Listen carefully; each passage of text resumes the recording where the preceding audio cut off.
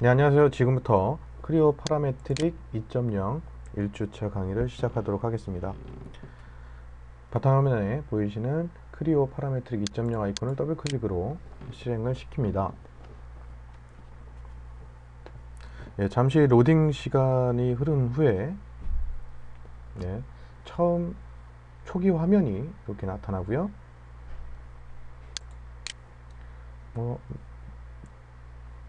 자, 새로 만들기 하셔가지고요. 자, 부품 유형에는 부품을 선택하시고 하위 유형에는 솔리드, 이름은 여기서 입력을 하셔도 되고요. 나중에 복사본 저장으로 입력을 하셔도 됩니다. 여기서는 이름을 건너뛰도록 하겠습니다.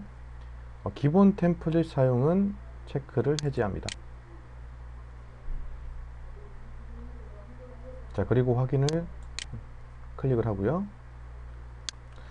자, 제 거는 지금 템플릿 파트라고 되어 있는데요. 이거는 신경 쓰지 마시고, 자, 이 밑에 보시면 밀리미터 뉴턴 세크, 밀리미터 NS 파트 솔리드라고 템플릿이 있습니다. 이 템플릿을 가지고 선택을 하시고요. 그리고 확인을 누릅니다.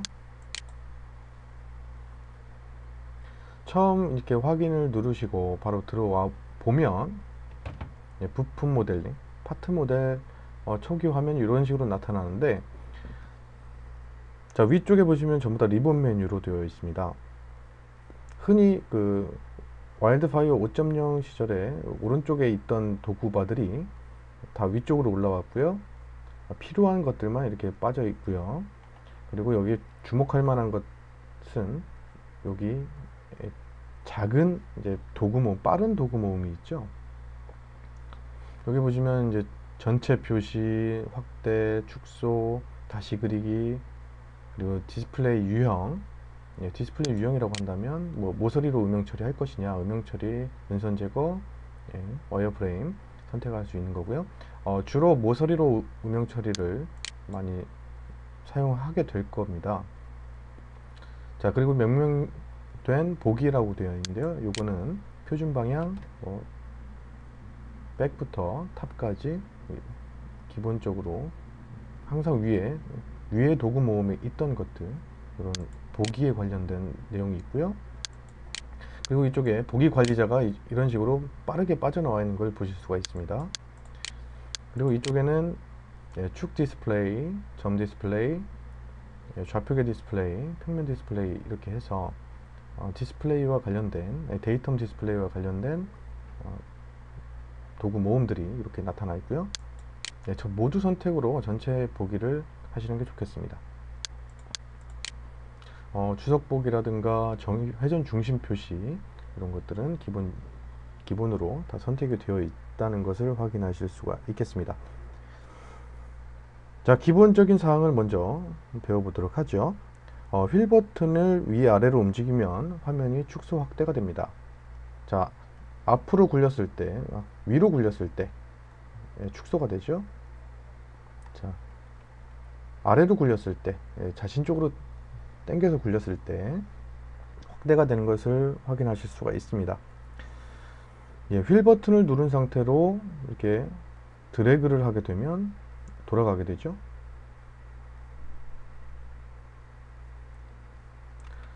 자, 그리고 컨트롤 D를 눌렀을 때 트라이메트릭 정의 표시, 표준 방향 표시가 되는 것을 보실 수가 있습니다.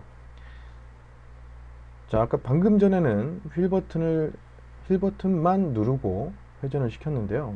드래그를 했는데, 이번에는 쉬프트를 눌러가지고 휠 버튼을 누르고 이렇게 드래그를 해보시면 펜 기능 이동이 되는 것을 확인하실 수가 있습니다.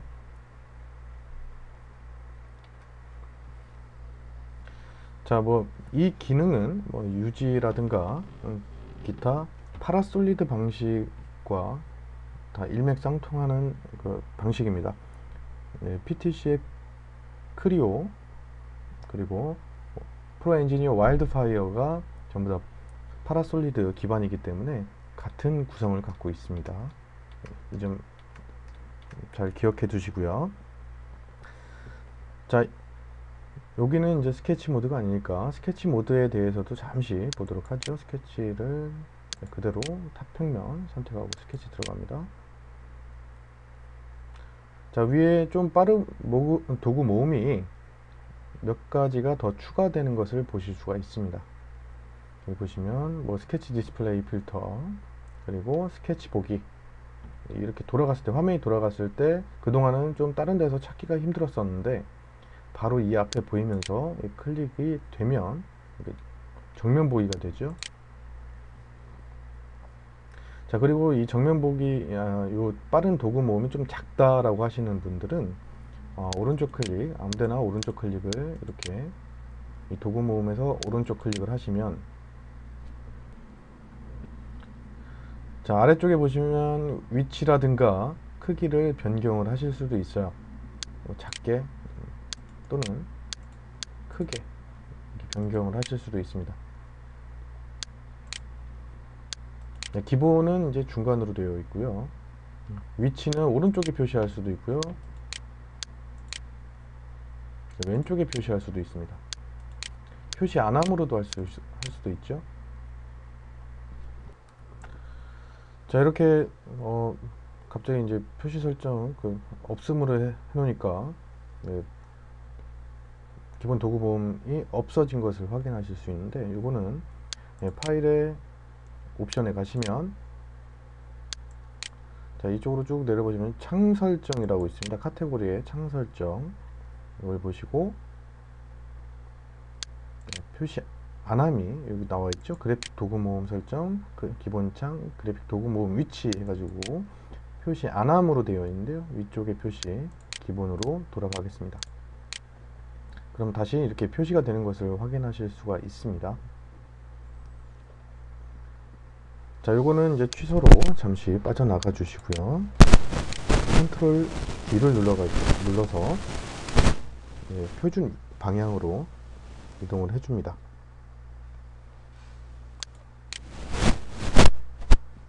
자, 다소 이제 교재하고는 순서가 약간 달라졌는데요. 그래도 기본적인 이제 앞에 설명을 드려야 돼서 설명을 드린 부분이고요.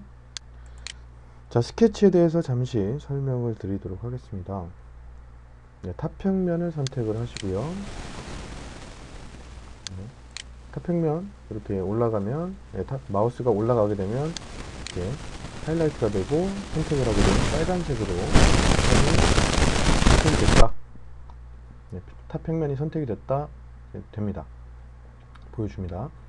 자, 그리고 이 앞에 보시면 기준 첫 번째 항목, 두 번째 항목, 세 번째 항목들 이렇게 그룹으로 나눠져 있는데, 세 번째 항목 그룹을 보시면 스케치라고 있습니다.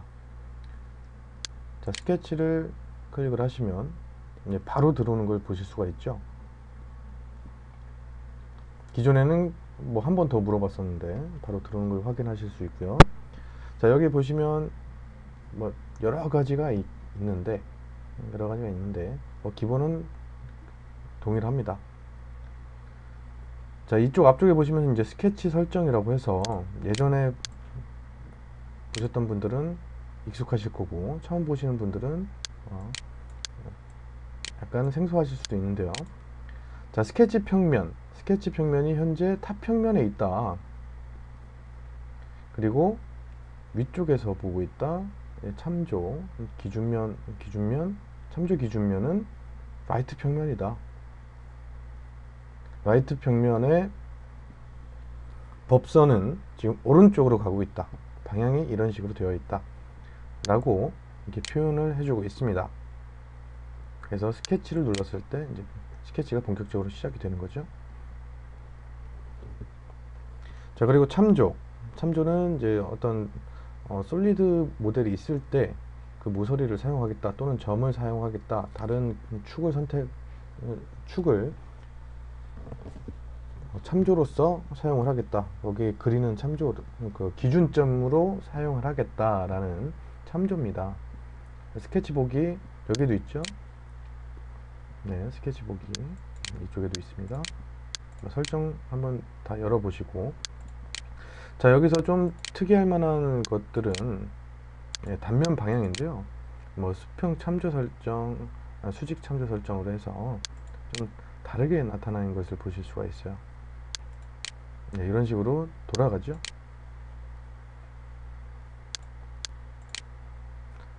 수직 참조 설정, 이런 식으로 돌아가는 걸 보실 수가 있습니다. 그래서 사용자가 정확하게 맞게 탑 평면에 대해서 라이트 평면이 이런 식으로 그 옆쪽으로 가야 되겠다라고 하시면 수평 참조 설정, 수직 참조 설정 이런 식으로 돌아가 주시면 되겠고요. 이게 아니다라고 하시면 스케치 참조에서 라이트를 기준면으로 해서 오른쪽 왼쪽 돌려보시면 되겠습니다. 돌아가죠. 스케치 이런 식으로 위치를 잡아 주시면 되겠고요. 이건 오른쪽 클릭을 길게 하셨을 때도 마찬가지로 단면 방향으로 해서 이런 식으로 나오는 걸 보실 수가 있습니다. 단면 방향 복원이라고 나와 있죠. 첫 번째 처음 들어온 단면을 보겠다라는 뜻입니다. 파일 시스템은 여기서는 생략하도록 하겠습니다. 간단하게 뭐 CAD에 있는 그 파일, 2D 파일이라든가 이런 스케치를 불러오는 건데요. 여기서는 빼도록 하겠습니다. 자, 선택, 뭐 원바이원, 체인, 모든 영상 모두 이렇게 나와 있는데, 뭐 여기도 마찬가지로 오른쪽 하단. 그러니까 예전에는 뭐 스마트라고 이렇게 뭐 해서 여러 뭐 다르게 좀 말이 좀 다르게 있었는데요. 지금 모두 형상 치수 구속 뭐 이런 식으로 나오는 걸 확인하실 수가 있겠습니다. 자, 중심선. 여기서는 중심선이 두 가지가 있습니다. 여기서 중심선 점, 좌표계 이런 식으로 해서 이쪽에 보이는 게 형상 중심선부터 형상 좌표계입니다. 스케치에서 찍은 뭐 점이라든가 좌표계가 스케치 외부에서도 참조할 수 있게 보이는 그런 기능을 가지고 있고요. 그거와 대칭으로 이쪽에 같은 게 있죠. 똑같이 중심선이고 똑같이 점이고 똑같이 좌표계인데 이 안에서만 스케치 안에서만 따로 쓰이는 거라고 보시면 되겠습니다. 자, 그리고 새로 추가된 부분 중에 하나가 이제 구성 모드인데요. 이 구성 모드를 선택을 하고 선을 그리기 시작을 하면 모든 선들이 전부 다 구성선으로 나타나는 걸 보실 수가 있습니다. 이걸 선택하고 오른쪽 클릭 길게 하시면 형상으로 바꾸실 수도 있는데 요거는 일단 나중에 보도록 하고요. 자, 구성 모드를 선택을 하게 되면 전부 다 구성이 된다는 거 확인하시기 바라겠고요. 자, 먼저 선을 보겠습니다. 선에는 이제 선체인과 라인 탄젠트라는 이름으로 약간 바뀌어 있는데, 자, 선체인은 말 그대로 클릭, 클릭, 클릭 계속 연속선으로 빠져나옵니다.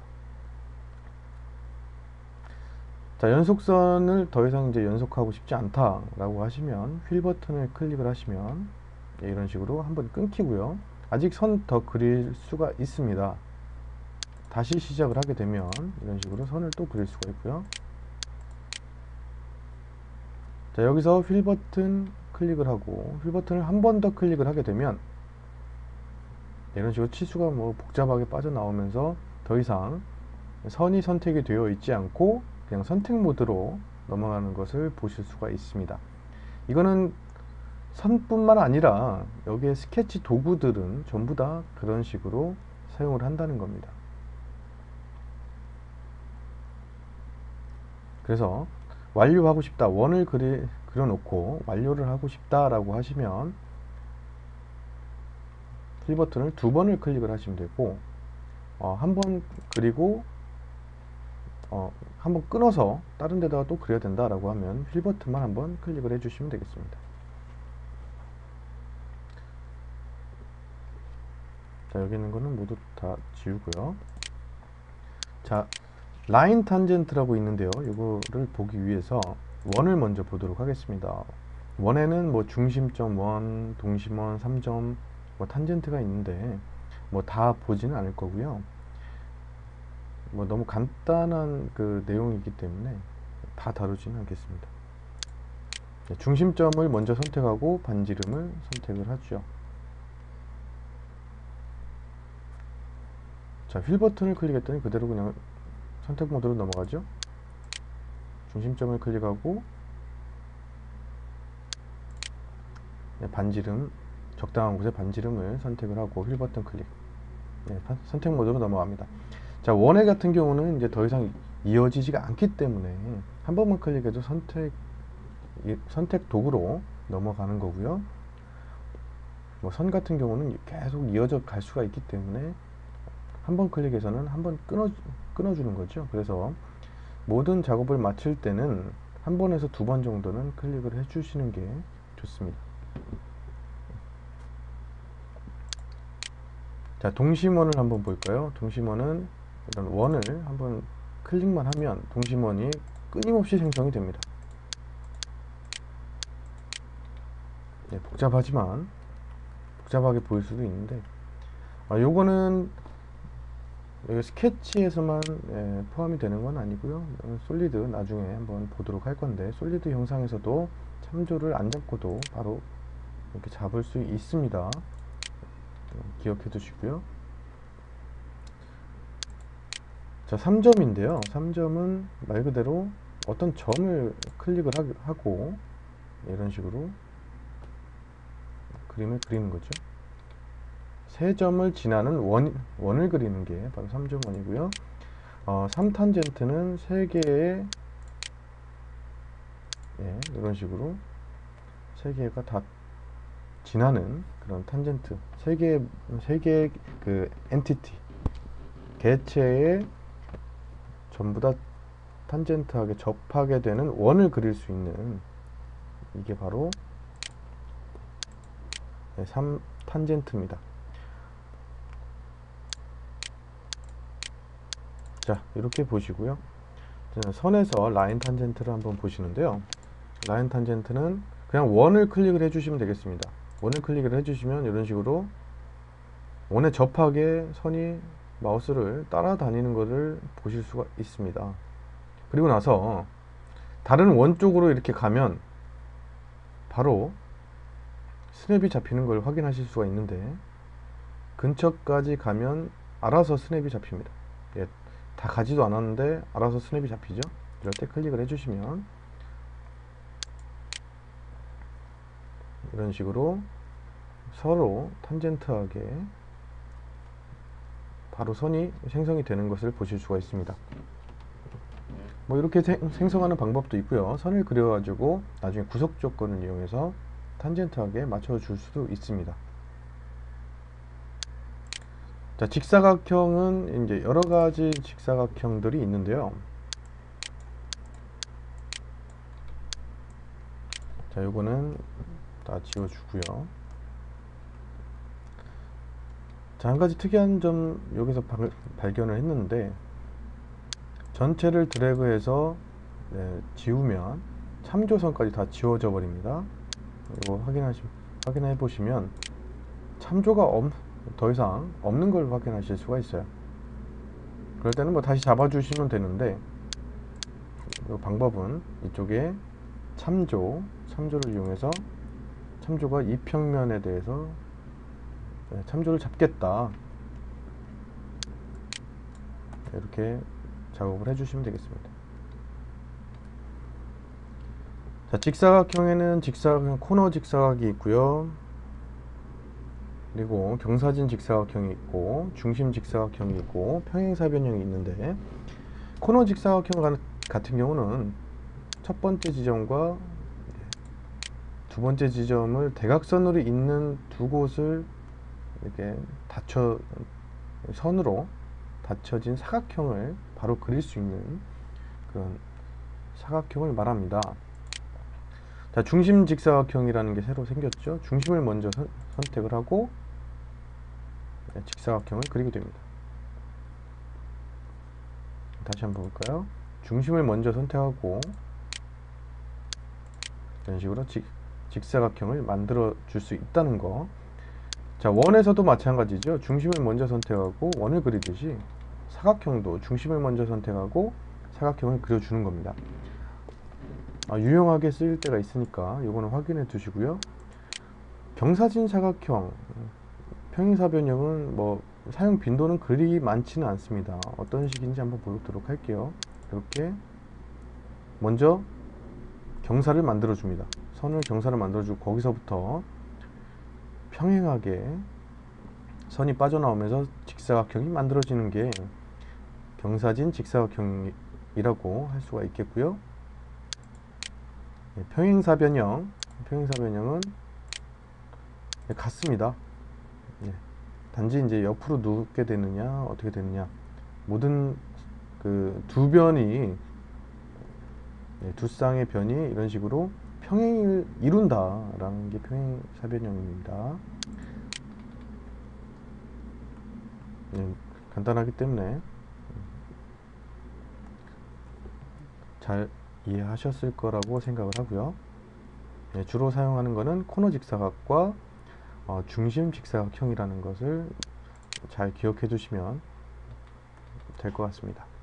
자, 호를 보겠습니다. 자, 3점 중심 끝, 그리고 3탄젠트, 동심원, 원추형이 있는데요.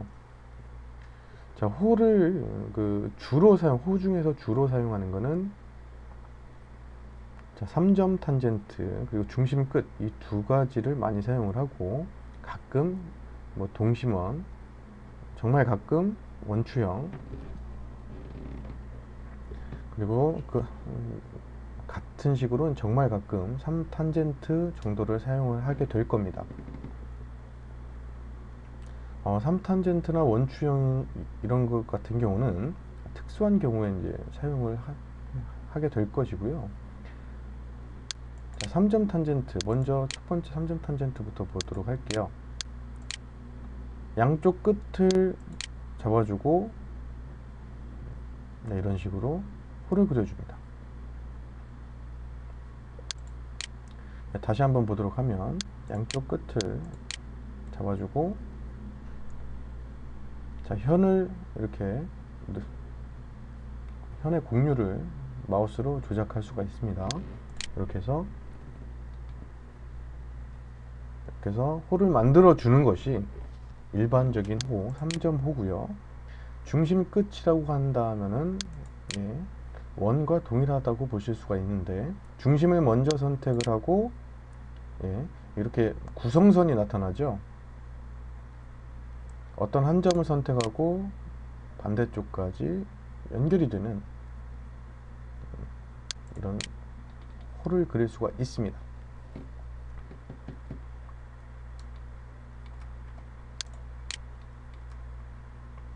자, 원과 호는 거의 비슷한 식으로 따라가기 때문에 원을 잘 아시면 호도 금방 쉽게 따라 그리실 수 있겠습니다. 자, 여기 3탄젠트가 있는데요. 3탄젠트 같은 경우는 이제 아이콘에서 보시는 것 같이 세 가지의 그 선에 똑같이 그려보죠. 아이콘이 이런 식으로 있는데요.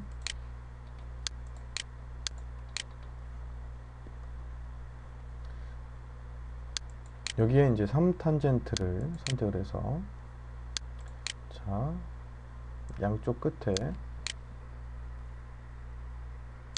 이런 식으로 그리실 수가 있는 겁니다.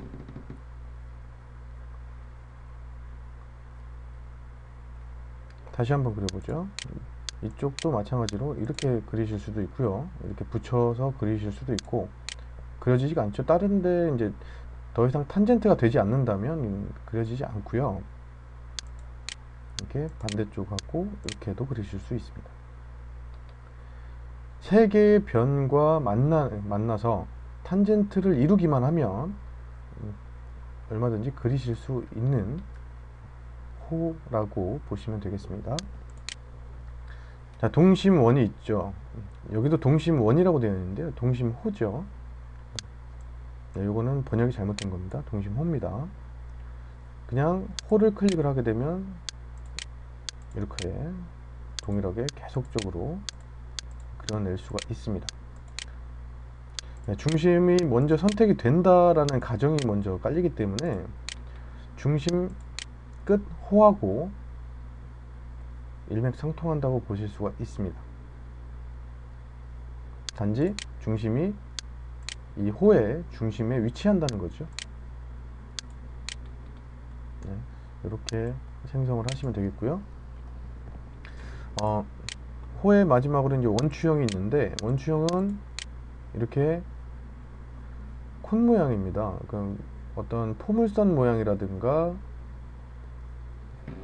쌍곡선 모양, 이런 모양들을 그릴 때 주로 사용을 하는데, 자, 이쪽에 이제 각도가 주어지고 개수가 주어지죠. 필요에 따라서 알맞게 입력을 해주시면 되겠습니다. 자, 타원으로 넘어가도록 하죠. 자, 타원에는 이제 축 끝 타원과 중심과 축 타원이라고 되어 있는데요.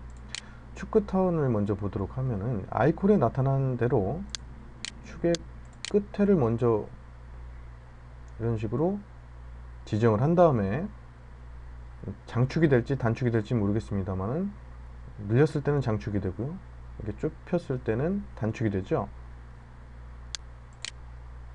그래서 어느 한 축을 먼저 지정을 하고 다음 축을 지정을 하는 게 바로 첫 번째 축 끝 타원이라고 보실 수가 있습니다. 두 번째로 중심과 축 타원이라고 되어 있는데요. 이거는 중심을 먼저 선택을 하고, 중심을 먼저 선택을 했죠. 그리고 나서 어떠한 지점까지 마우스로 이동을 하고 클릭을 하고 다시 나머지 축을 지정을 하는 게 바로 중심과 축 타원이라고 보시면 되겠습니다. 주로 사용하는 것은 중심과 축 타원이 될 겁니다. 자, 스플라인, 스플라인 뭐 많이 들어보셔서 이미 아실 겁니다. 뭐 넙스라든가 뭐 베지어라든가 뭐 여러 가지 뭐 그 스플라인 그 종류들이 많은데, 이런 식으로 이제 어떤 일정한 곡률에 따라서 그 곡선이 만들어지는, 이게 바로 스플라인입니다.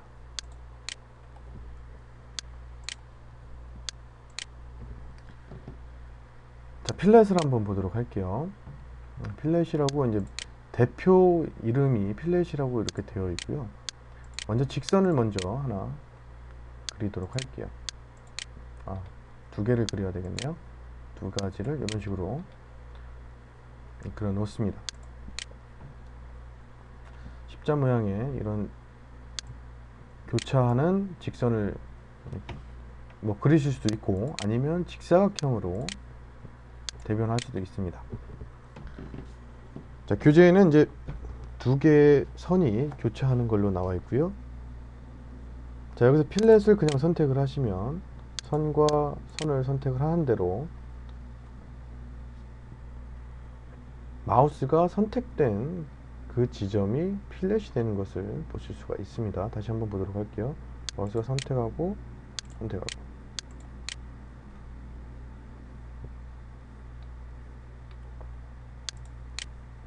자, 그런데 여기서는 이제 중요한 게 이런 구성선이 나타났느냐,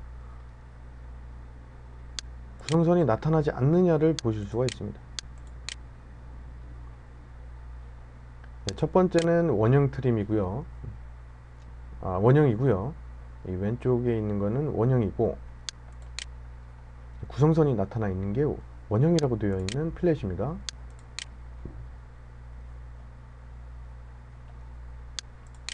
그리고 이쪽 두 번째는 원형 트림이라고 되어 있는 필렛입니다. 이거는 이제 동일한 반지름을 갖기 때문에 그냥 R값이죠. R값을 갖는 그런 필렛이라고 보시면 되겠고,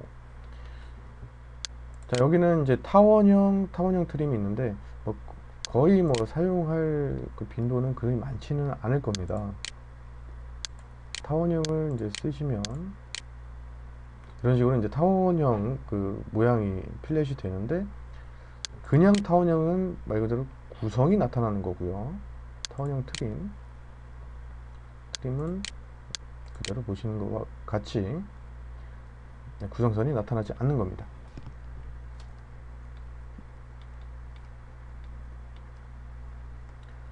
자, 이렇게 해서 필렛을 다 만나봤습니다.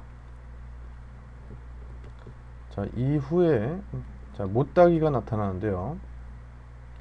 여기도 자, 못따기, 구성선이 나타나는 못따기 트림. 네, 동일합니다. 좀 한번 빠르게 보면 이렇게 구성선이 나타나고요. 요거는 C 이런 식으로 표현이 되겠죠. 못따기 트림 같은 경우는 이제 구성선이 나타나지 않겠습니다. 예, 이런 식으로 나타나지 않죠. 자, 이런 식으로 이렇게 보시면 되겠고요.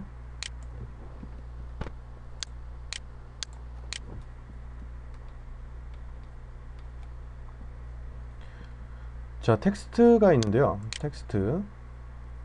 자, 텍스트를 클릭을 하게 되면 그 왼쪽 하단에 이제 대시보드가 이제 왼쪽 하단으로 내려왔는데, 먼저 시작점을 클릭을 하고 위쪽으로 이렇게 크기를 지정을 해줍니다. 글자의 크기를 지정을 하는 거죠. 여기에 크리오 2.0을 입력을 합니다. 자, 입력을 해보시면 이제 크기대로, 이 글자의 높이대로 글자가 나타나는 것을 확인하실 수 있고요.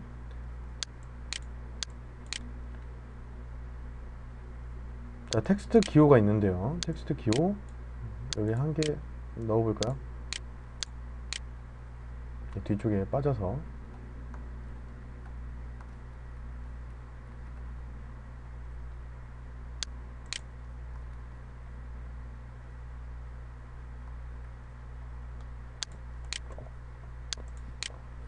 뒤쪽에 빠져서 보이지 않는 것을 확인할 수가 있습니다. 다시 한번 텍스트를 해보시면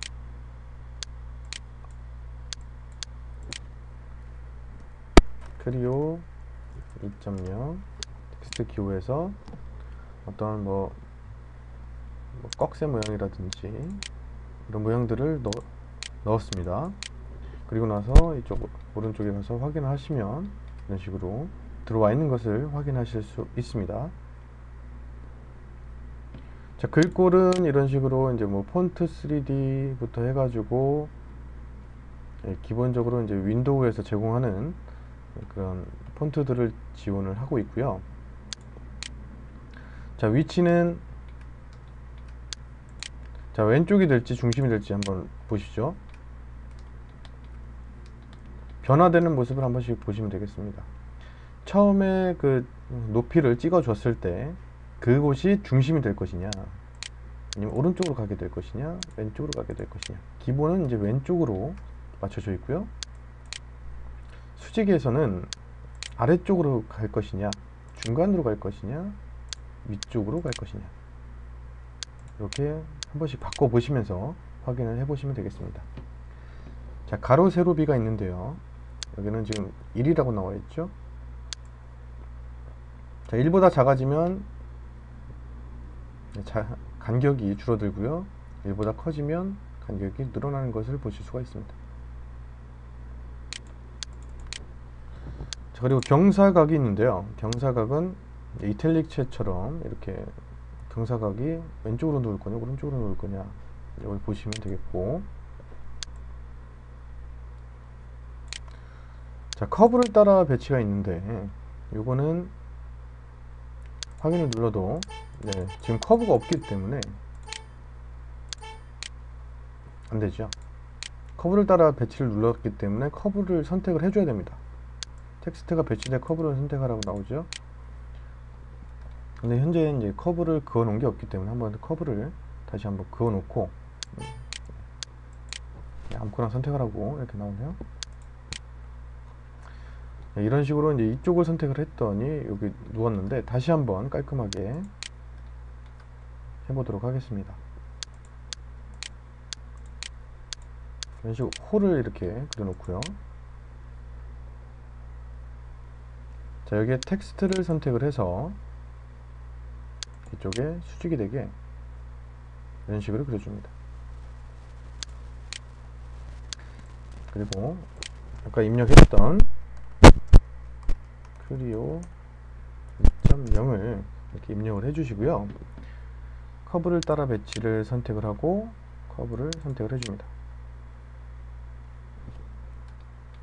그러면 그려놓은 요 선대로 호대로 글자가 배치되는 것을 확인하실 수가 있습니다. 방향을 바꾸실 수도 있는데요. 방향, 예. 왼쪽이 될 거냐 오른쪽이 될 거냐, 예.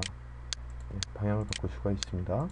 자, 커닝이라고 있는 거는, 커닝은 이제 글자 간격을 글자 크기에 맞게 조정을 해줄 것이냐 안 해줄 것이냐의 차이인데, 크게 차이는 없는 걸로 이렇게 확인하시면 되겠고, 거의 뭐 커닝은 사용 안 하신다고 보시면 되겠습니다. 이건 글꼴에 따라서 조금씩 차이가 났기 때문에 일반적인 글꼴은 커닝과 거의 무관하다고 보시면 되겠습니다. 자, 확인을 하시면 이런 식으로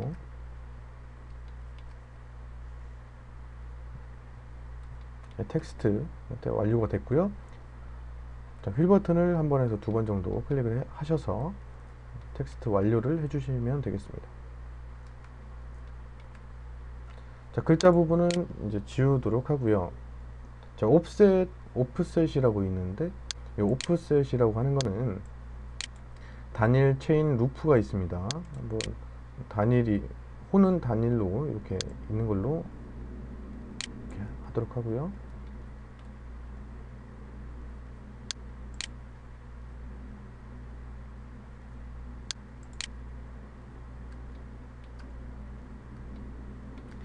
자, 호는 이렇게 있는 걸로 하고요.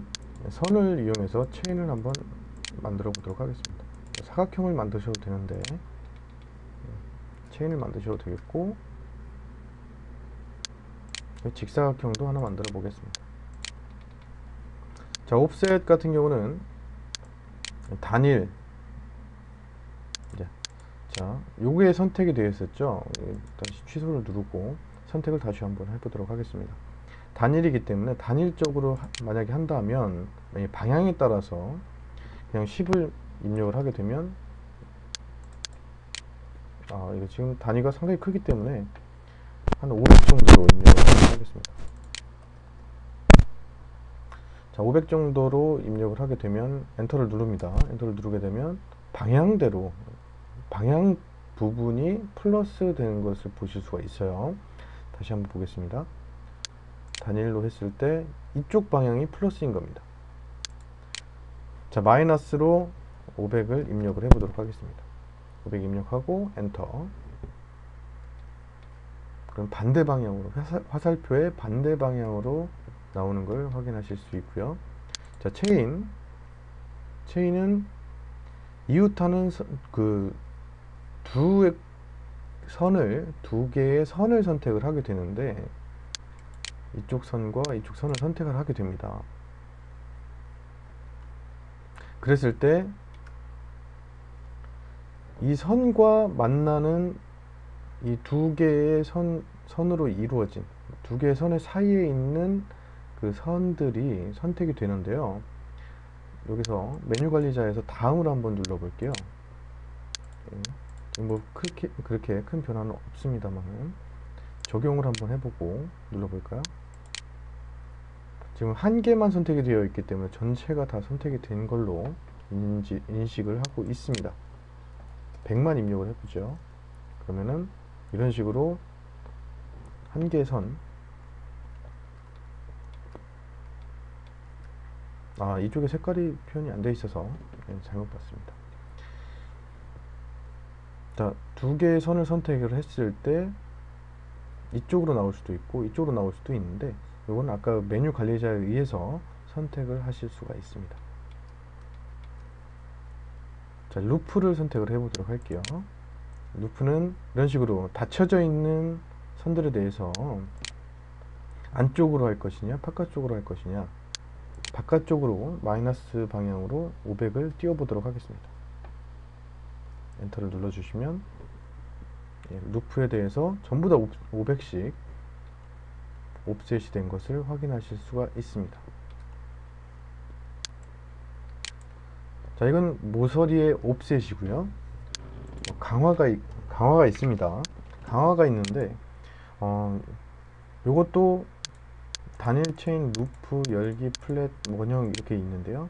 열기는 요거는 단일로만 한번 다 보도록 할게요. 두께가 한 300이라고 입력을 합시다.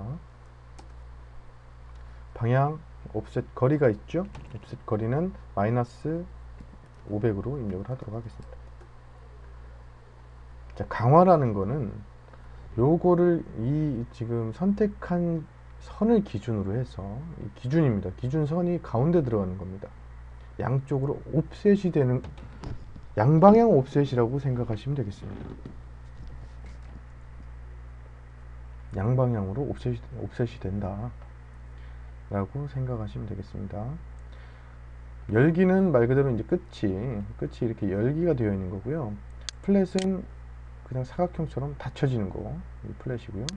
원형은 이 끝이 이렇게 둥글게 나오는, 흔히 말하는 이제 오블롱이라고 해서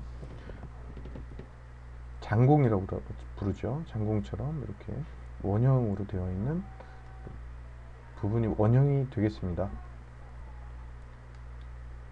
한 번씩 해보시기 바라겠고요. 자, 투영이 있는데 투영은 지금 현재 상태에 비활성화되어 있습니다. 이거는 투영한다고 나와 있죠. 투영한다고 되어 있습니다. 어떤 다른 스케치, 다른 평면에 있는 스케치, 다른 평면에 있는 스케치 또는 다른 평면에 있는 그 모서리, 다른 쪽에 있는 모서리, 솔리드의 모서리들을 이쪽 평면에 투영을 시킬 때 사용을 합니다. 자, 중심선, 점, 좌표계, 요거는 앞서 처음에 형상 중심선과 비교를 해드리면서 설명을 드렸고요. 팔레트를 보시면 처음 실행할 때는 이런 식으로 도구 모음이 시작되고 여기에는 다각형들이 이런 식으로 들어 있습니다. 이것들을 먼저 지우고요.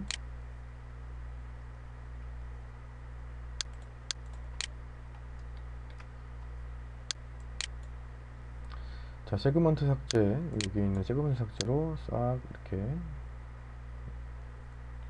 통과를 하면서 지워주시면 되겠습니다. 자, 팔레트라고 있는데 여기서는 기본적으로 뭐 삼면 사각형, 뭐 삼각형, 정사각형, 뭐 등등 뭐 20각형까지 여러 가지들이 기본적으로 들어 있고요. 프로파일에서도 뭐 C 프로파일, 뭐 I 프로파일 해가지고 쭉 여러 가지로 나와 있습니다. 자, 뭐 호트랙, 뭐 이렇게 다양하게 여러 가지가 있는 걸 보실 수가 있고요. 별형도 있고요. 자, 이런 식으로 이제 가져다 쓰실 수 있는데 가져다 쓰는 방법을 보도록 하겠습니다. 자, 여기에서 나머지도 다 동일하니까 한 가지만 보도록 하겠습니다. 삼각형을 가져다 쓴다. 얘를 그대로 드래그 앤 드랍을 하시면 되겠습니다.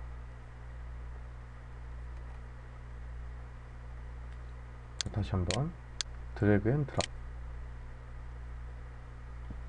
자, 그래서 여기서는 그 가운데 중심점을 잡고 이동을 하실 수도 있고요. 마우스로 이렇게 드래그를 하시면 이동이 가능하고요.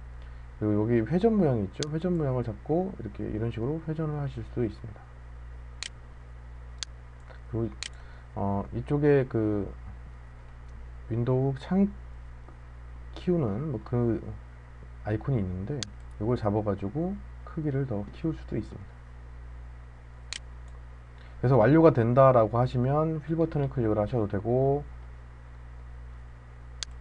아니면 여기 있는 위쪽에 리본 메뉴에 있는 완료 꺽쇠 모양을 클릭하시면 되겠습니다. 이런 식으로 사용을 하실 수 있고, 자, 요거 뿐만 아니라 여기 있는 것들은 다 일단은 지우도록 하죠.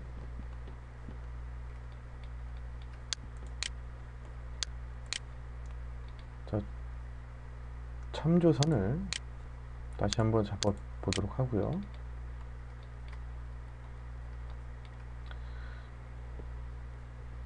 닫기를 하고요. 저기서 어떤 그 장공의 모양, 아까 말씀드렸던 장공의 모양이 항상 자주 사용을 한다. 그런데 팔레트에는 그런 모양이 없다 라고 이렇게 하시면 여기서 직접 하나를 그려줍니다. 이왕이면은 이제 화면 중앙에 표시를 해야 되니까 중심 직사각형을 이용해서 이런 식으로, 뭐 크기는 뭐 그렇게 중요하진 않습니다. 이런 식으로 하나를 생성을 하고요. 필요 없는 부분은 세그먼트 삭제로 이렇게 지나다니면서 싹 지워 주시면 되겠고요.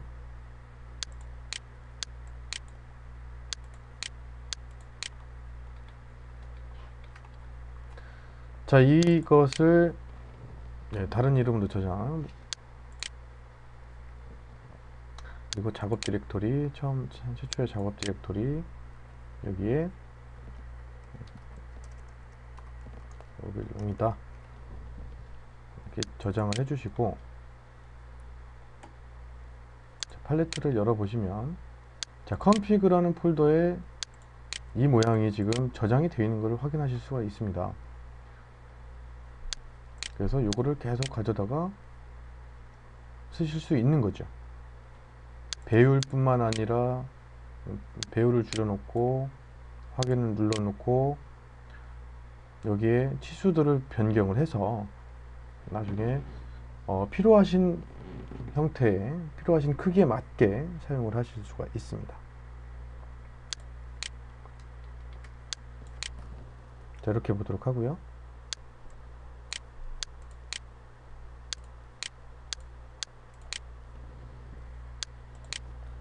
자, 이것들은 다 지워 주도록 하고요. 자, 수정이라는 게 이렇게 있죠. 팔레트 옆에 수정. 자, 수정이라고 있는데 이거는 뭐 클릭을 하셔도 뭐 나오는 건 없죠. 이게 어떤 거를 수정을 하게 되냐면 치수를 여러 개를 그 수정을 하실 때 유용하게 사용을 합니다. 선이 만약에 이제 이런 식으로 들어가고요. 호가 또 이런 식으로 뭐 들어가게 되고요. 다시 여기에 또 선이 이런 식으로 들어가게 되는데, 이런 것들이 지금 치수가 상당히 많이 빠져 있고, 그렇다고 한다면 전체를 드래그해서 선택을 하고 수정을 클릭을 하게 되면요,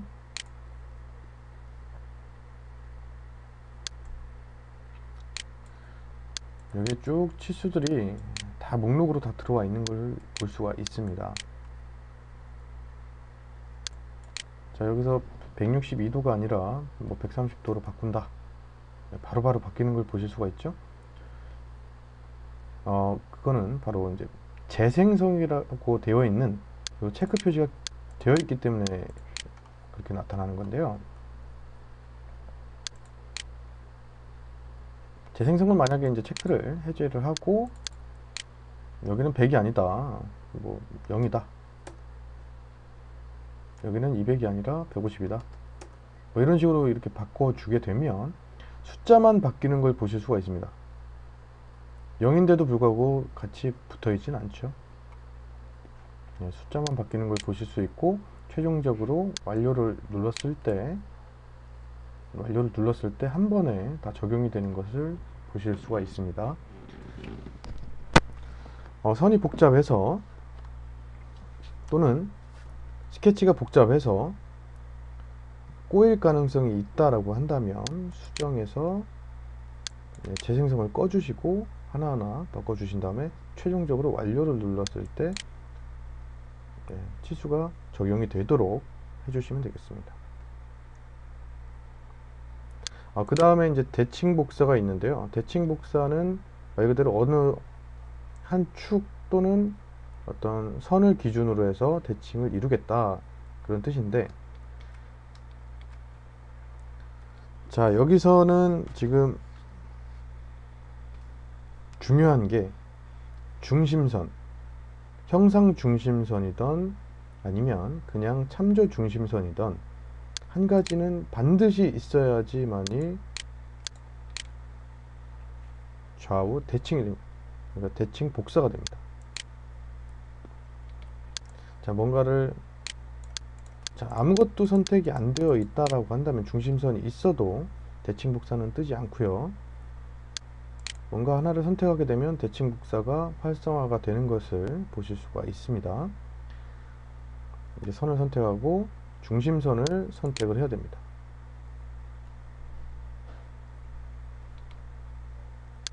대칭 복사.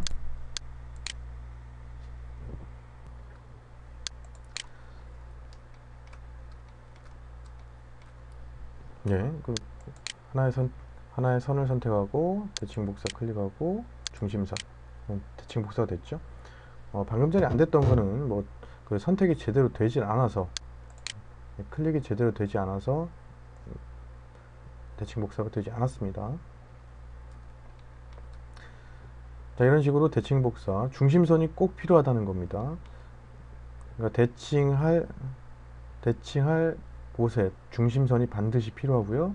그리고 대칭할 개체, 선이든 원이든 어떤 개체를 먼저 선택을 해줘야 대칭 복사가 활성화가 되고, 그리고 중심선을 선택을 해줘야 그 중심선을 기준으로 좌우, 상하, 뭐 기준점으로 대칭 복사가 되는 겁니다. 자, 분할이 있는데, 분할은 말 그대로 이런 지금 연속한 선이죠. 연속한 선을 중간 이렇게 끊어 주실 수도 있고, 클릭하는 곳마다 끊어 주실 수가 있습니다. 그래서 선택을 해서 그 부분만 또 지울 수도 있고요. 자, 이런 것들은 이제 경계 블렌드라든가 또는 그냥 블렌드 이런 쪽에서 상당히 유용하게 쓰이는 것 중에 하나입니다. 그리고 또는 헬리컬 수입, 스프링,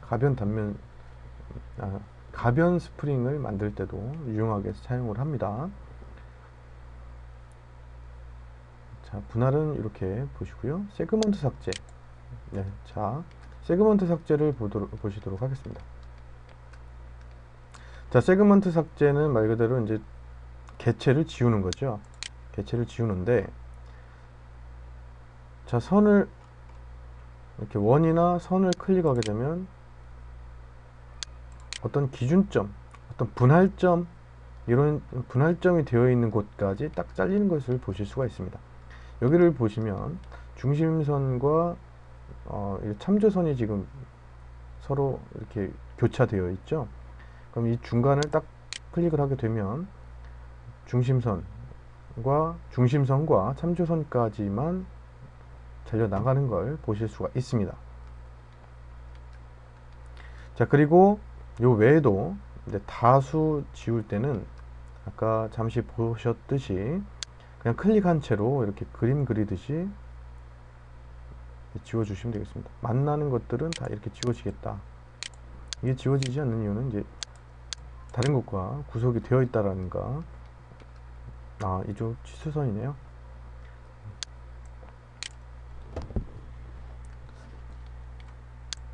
자, 이렇게 드래그를 통해서 다 지워질 수가 있습니다.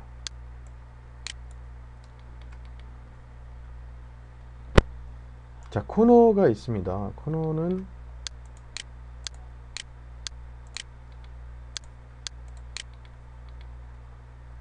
자, 이렇게 두 선이 어떤 식으로든 교차를 하고 있다. 코도 마찬가지죠. 교차를 하고 있다. 코너를 이용해서 두 부분의 남는 부분을 선택을 해주시면 남는 부분이 이제 딱 만나게, 나머지는 트림이 되는 겁니다. 여기도 마찬가지 이쪽을 하겠다라고 이렇게 선택을 해주시면 이쪽으로 트림이 되는 것을 보실 수가 있습니다. 클릭한 반대쪽이 선이 잘려 나가면서 트림이 되는 것을 보실 수가 있습니다. 자, 그리고 이제 어떤 엔티티가 선택되어 있어야지만이 이제 회전 크기 조정 요 아이콘이 활성화가 되는데, 요거를 선택하게 되면 아까 그 팔레트에서 가져왔던 그것과 닮아 있죠. 가운데를 기준으로 이렇게 움직일 수 있고요. 마우스 움직이는 대로 움직일 수가 있습니다. 그리고 이쪽 회전 돌아갈 수 있고요. 크기 늘릴 수도 있습니다. 자, 이렇게 해서 한 번씩 해보시면서 확인을 해보시면 되겠고요. 자, 구속 조건을 보기 전에 수직이라고 되어 있는 치수를 생성하는 것을 먼저 보도록 하겠습니다. 자, 중심에 직사각형, 코너 직사각형을 하나 긋도록 하겠습니다. 만들도록 하겠습니다.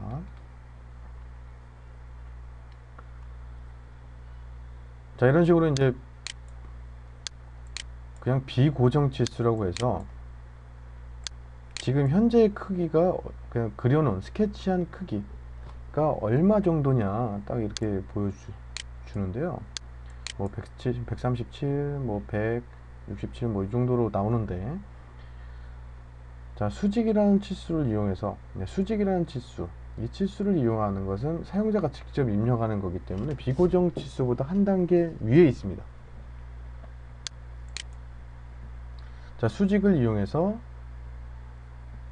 이쪽 선과 참조선을 클릭을 하고, 자, 마우스 빠져나가는 방향이 이쪽입니다. 휠 버튼을 클릭하게 되면, 자, 치수가 빠져나오죠. 여기서 50을 입력을 합니다.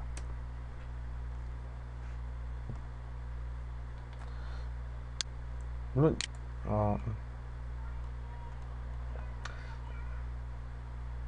자, 마우스 빠져나가는 방향에 따라서 이거는 치수가 수직으로도 나올 수도 있고 수평으로 나올 수도 있습니다.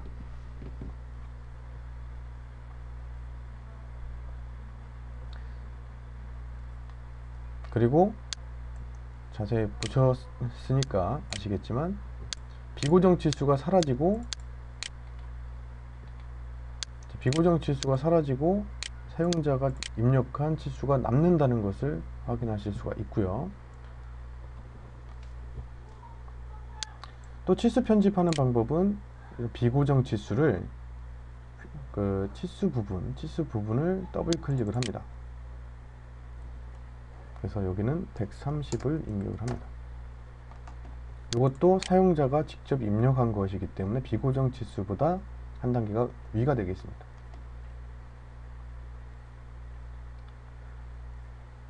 자, 마찬가지로 이쪽에도, 자, 여기는 이제 사각형을 중심을 맞춰 주게 되려면 130의 반을 입력을 해야 됩니다. 그런데 좀 다른 방식으로 그냥 사칙 연산 더하기 빼기 곱하기 나누기를 입력을 하셔도, 이렇게 130 나누기 2 입력을 하셔도 자동으로 계산이 되면서 입력이 되는 것을 확인하실 수 있고요. 자, 수직 치수를 직접 사용자가 만드는 것은 점과 점을 연결할 수도 있습니다. 점과 점을 연결하고 마우스를 내가 수직으로 뽑아내겠다, 오른쪽으로 빼주시고 휠 버튼을 클릭했을 때 이런 식으로 치수가 나오고요. 100을 입력을 하고 엔터를 칩니다.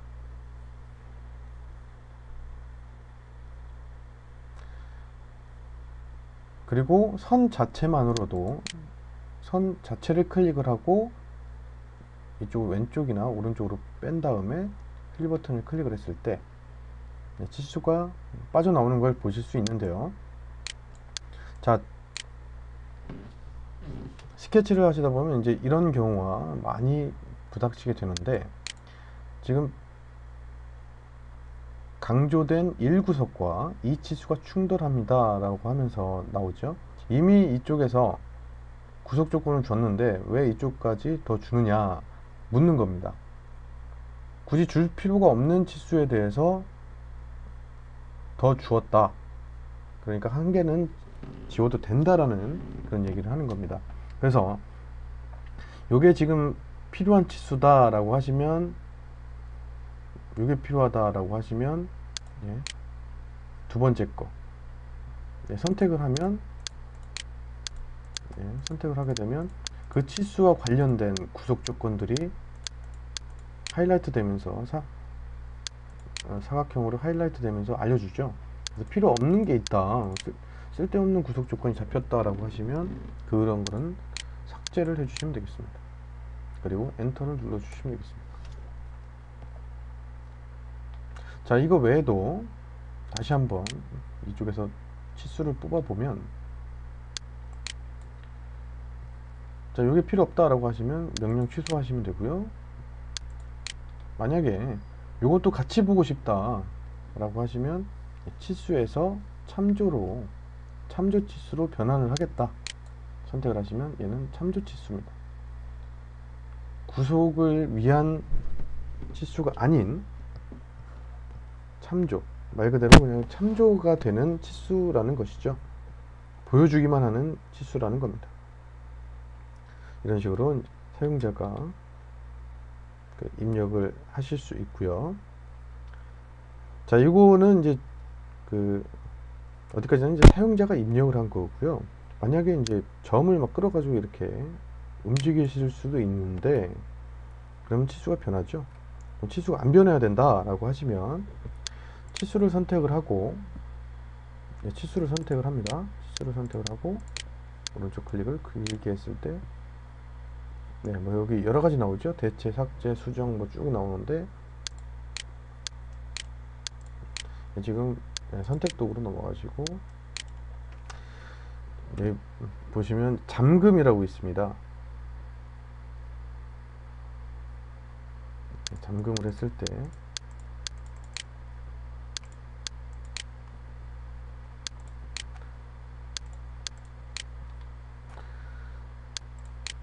자, 이런 식으로 이제 잠금이 돼 버리고요. 이거는 변하지 않습니다. 130은 이제 잠금이 되어 버렸기 때문에 다른 숫자는 지금 변하지만 이거는 변하지 않는 채로 그대로 이동하는 것을 보실 수가 있습니다. 자, 이렇게 확인해 주시고, 피처 요구사항이라든가 뭐 검사, 요거는 뭐 제대로 이제 엔티티가 있느냐, 단면에 뭐 중복된 게 있느냐, 중첩 형상, 열린 끝 강조 표시, 만약에 이제 그냥 이런 형태의 선만 있다 그러면 끝이 열려 있다 라는 걸 표시해 주는 거고요. 자, 음영 닫힌 그 단면에 대해서, 닫힌 스케치에 대해서 음영 처리를 해주겠느냐 안 해주겠느냐, 기본적으로는 다 이렇게 되어 있기 때문에 기본적인 사항을 사용을 하시면 되겠고요. 자, 구속 조건을 한번 보도록 하겠습니다.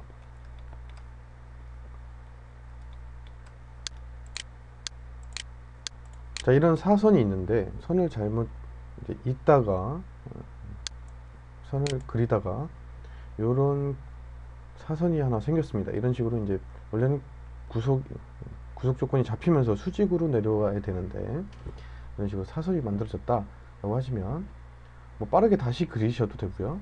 아니면 수직 구속 조건을 이용해서 구속 조건 클릭하시고 선을 클릭을 하시면, 예, V자 모양이 나오면서 수직 구속 조건이 잡힌 것을 확인하실 수가 있습니다.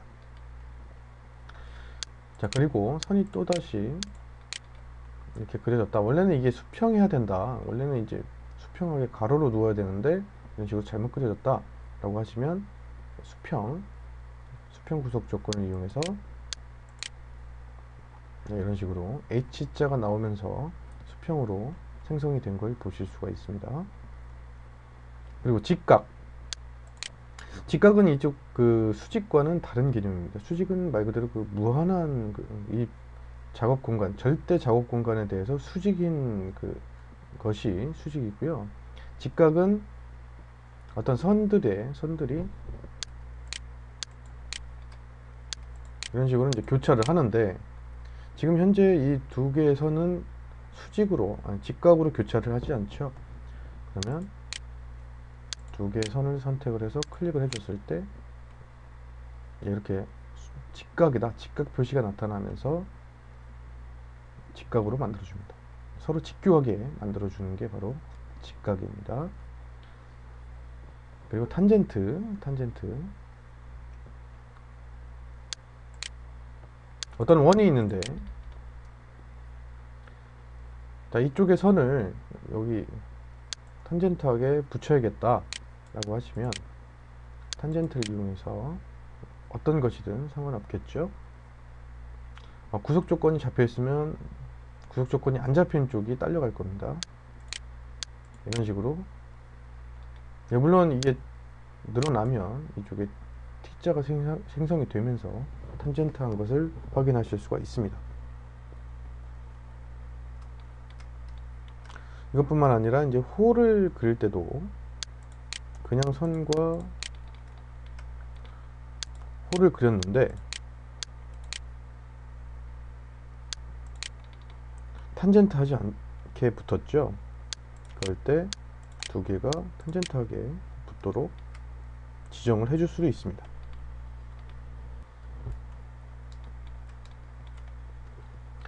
자, 중점이 있는데요.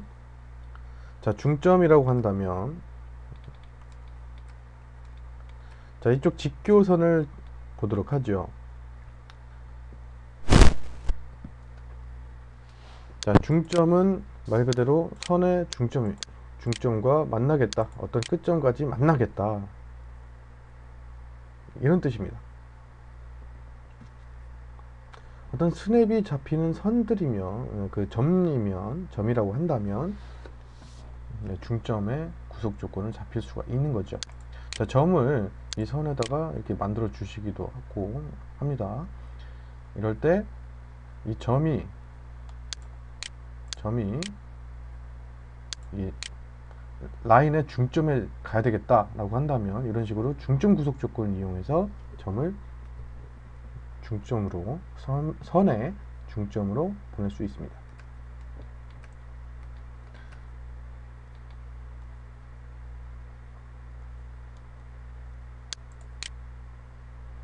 자, 치수가 좀 복잡하게 보이기 때문에 잠시 꺼주도록 하겠습니다.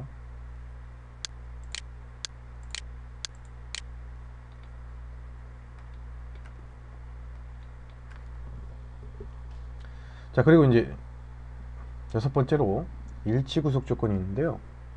일치 구속 조건, 어떤 끝점과 이쪽 끝점이 이쪽 끝점과 연결이 됐으면 좋겠다. 라고 했을 때 끝점과 끝점을 이렇게 클릭을 해주시면 일치가 되는 것을 보실 수가 있습니다.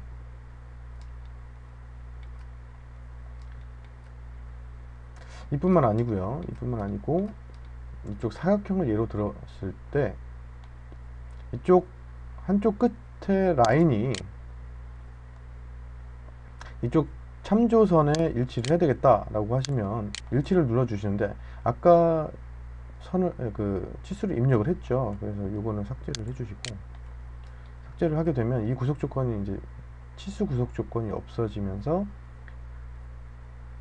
이쪽 한쪽 라인이 수직 참조선에 일치하는 것을 확인하실 수가 있습니다. 자, 대칭 구속 조건인데요. 대칭 구속 조건은 대칭 복사했을 때와 같은 효과를 나타냅니다. 자, 여기 있는 사각형을 지우고 이 중심에서 한번 해보도록 하겠습니다. 세그먼트 삭제로 여기 있는 것들을 싹 지우고요. 대칭 구속 조건은 중심선, 형상 중심선, 그냥 참조 중심선 둘 중에 어떤 하나라도 필요합니다. 중심선을 수직으로 하나 긋도록 하겠습니다. 자, 자, 직사각형을 그냥 그어도 이런 식으로 바로바로 대칭 구속 조건이 잡히는 걸 보실 수 있는데, 대칭 구속 조건을 잡지 않고 대칭 구속을 잡아보도록 하겠습니다. 자, 대칭 선택을 하시고요. 이쪽 끝점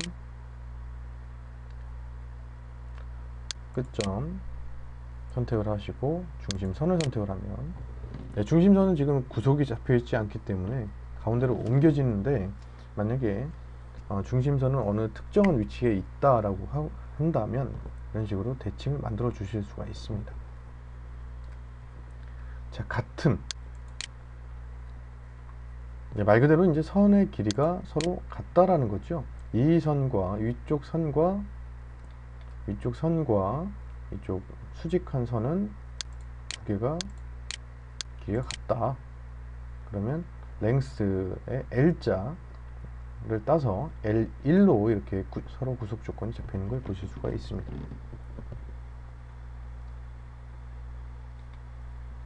자, 그리고 여기 임의의 선 두 개가 있습니다. 임의의 선 두 개가 있는데, 이거는 이 두 개의 선은 현재 평행하지 않죠. 평행 구속 조건을 이용해서 두 개를 평행하게 만들어 줄 수가 있습니다.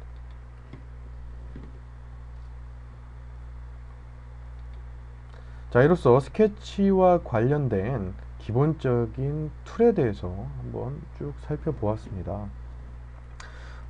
처음 사용하시는 분들은 이런 것들에 대한 개념을 익히시도록 많은 연습을 하셔야 되겠고요. 앞으로 더 이제 뭐 밀어내기라든지 다른 것들을 하시다 보면 스케치는 기본적으로 다 들어가는 거기 때문에 충분히 연습은 되실 수 있습니다만은, 그래도 한 번씩이라도 어떤 것들이 있나 다 한 번씩 기능들을 살펴보는 것도 좋은 학습 방법이라고 생각합니다. 자, 그리고 최종적으로 스케치를 완료를 하게 되면 확인을 눌러서 완료를 해서 빠져나가도록 합니다. 그리고 컨트롤 D를 눌러서 표준 방향을 보고요. 자, 여기까지 하시면 이제 밀어내기라든가 회전, 그 이상의 것들을 하기 위한 기본 준비 단계가 다 끝난 것으로 보고요. 이어서 그 스케치 예제를 해보도록 하겠습니다.